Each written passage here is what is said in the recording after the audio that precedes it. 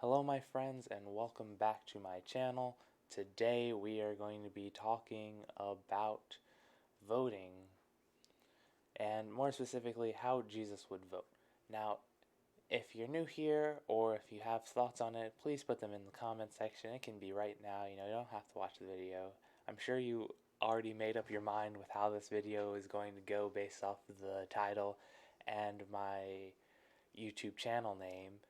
And you're probably right, to be honest with you. But I don't know how Jesus would vote.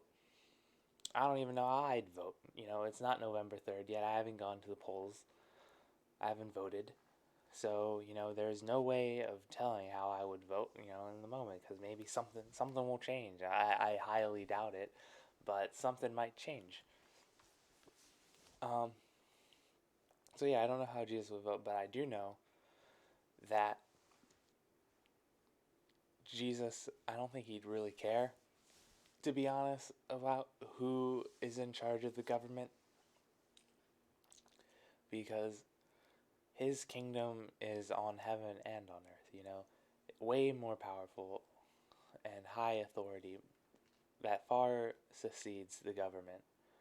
You know, Galatians chapter 6, verse 7 and 8, do not be deceived. God is not mocked, for whatever a man sows, that he will also reap. So I don't think that that is necessarily important to God, who is the face of the government. Yeah. I do know that Jesus would never betray who he is for an election. So he definitely would not vote Democrat because they won't even call Christians by their name. Hillary Clinton and Obama refused to say Christians at this. I think there was a mass shooting at a church, and they decided to opt for Easter worshippers instead of saying Christians, which was absolutely pathetic. Um, but as it says in the Bible, Hebrews. If you want to know the exact verse, it is the one that is in my channel logo per se. God is, and always will be the same. So I don't think he would. Um, yeah, he would not go against what he believes in. God is not going to change his mind for anyone. There is no argument that you can make towards God that would make him change the 10 Commandments that he has given us to follow. Not one thing. So he definitely would not do that. I don't think he'd vote for the Republicans either, because the Republicans, with the exceptions of the Civil War, in which the Republican Party was founded based off of ending slavery and polygamy, you have the Civil Rights Movement, the Civil Rights Act, which only came about because of Republicans, and now you have Trump. Other than those three very obscure events in history, the Republicans have been pretty useless over the course of a few years, and I don't think he'd vote for them. There's nothing wrong with abstaining.